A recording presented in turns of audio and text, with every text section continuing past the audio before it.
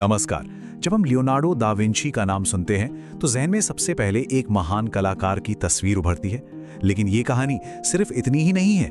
Leonardo एक दूरदर्शी आविष्कारक थे, एक वैज्ञानिक थे, और सच तो ये है कि उनकी कला उनके इसी वैज्ञानिक जुनून का एक नतीजा थी। तो चलिए आज उनके इसी अद्भुत दिमाग की दुनिया में थोड़ा और गहरे उतरते हैं। हम सब ने मोनालिसा की वो रहस्यमयी मुस्कान देखी है ना? पर कभी सोचा है कि इसका राज क्या सिर्फ रंगों और ब्रश में छिपा है या फिर ये उससे कहीं ज्यादा गहरा है? जवाब शायद आपको हैरान कर दे। असल में आज हम इसी आइडिया पर बात करेंगे कि लियोनार्डो की जो कलात्मक प्रतिभा थी वो उनके गहरे और जुनूनी वैज्ञानिक रिसर्च का सीधा नतीजा थी। मतलब उनकी कला को समझने के लिए हमें उनके अंदर के साइंटिस्ट को समझना होगा। जी बिल्कुल। देखिए, कला में असलियत लाने की उनकी जो जिद थी उसी ने उन्हें वैज्ञानिक खोज की ओर धकेल दिया। मोनालिसा की वो हल्की सी मुस्कान बनाने के लिए उन्होंने इंसानी चेहरों की चीरफाड़ तक की, सिर्फ ये समझने के लिए कि कौन सी नस किस मांसपेशी को हरकत देती है। तो चलिए उनके वैज्ञानिक काम के पहले बड़े और कह सकते हैं थोड़े अजीब से लगने वाले एरिया में चलते हैं, मानव शरीर का अध्ययन। यहीं से उनकी प्रतिभा का असली रूप सामने आता है। लियोनार्डो ने शरीर के अंदर की मशीन को समझने के लिए लगभग 30 इंसानी शरीरों का विच्छेदन किया। सोचिए, उस जमाने में जब ये काम समाज के बिल्कुल खिलाफ माना जाता था, तब उन्होंने ज्ञान के लिए ये जोखिम उठाया। और ये कोई मामूली स्केच नहीं थे, ये वैज्ञानिक दस्तावेज थे। वो सांता मारिया नुओवा के अस्पताल में रातों को काम करते हुए शरीर के इतने सटीक चित्र बनाते थे जो उस समय किसी ने देखे तक नहीं थे।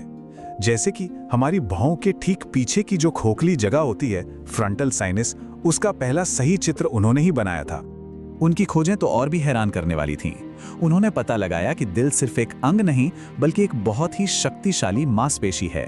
उन्होंने पहली बार आर्टेरियोस्क्लेरोसिस के बारे में बताया, मतलब वो प्रक्रिया जिससे उम्र के साथ हमारी खून की नसें कठोर हो जाती हैं। अब सवाल ये है कि एक्सरे से 500 साल पहले वो ये सब कैसे देख पा रहे थे? और ये देखिए, ये तो कमाल ही है। उन्होंने खोजा कि कैसे दिल के अंदर खून का एक छोटा सा भंवर वाल्व को ठीक समय पर बंद करने में मदद करता है। इस थ्योरी को साबित करने में मॉडर्न साइंस को, आप मानेंगे नहीं, 500 साल लग गए। उनकी ऑब्जर्वेशन की ताकत कितनी सटीक थी। लेकिन लियोनार्डो सिर्फ शरीर के अंदर ही नहीं झांक रहे थे, वो एक इंजीनियर भी थे। और ये एक ऐसी पहचान थी जिसे वो अपनी कला से भी ज्यादा जरूरी मानते थे।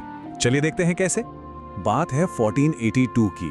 उन्होंने मिलान के शासक लुडविको स्फोसा को नौकरी के लिए एक चिट्ठी लिखी। उस चिट्ठी में उन्होंने पुल, नहरें, तोपें और बख्तरबंद गाड़ियां बनाने की अपनी सारी काबिलियत गिना दी। और फिर लगभग आखिर में लिखा, हाँ वैसे मैं पेंटिंग भी कर सकता हूँ।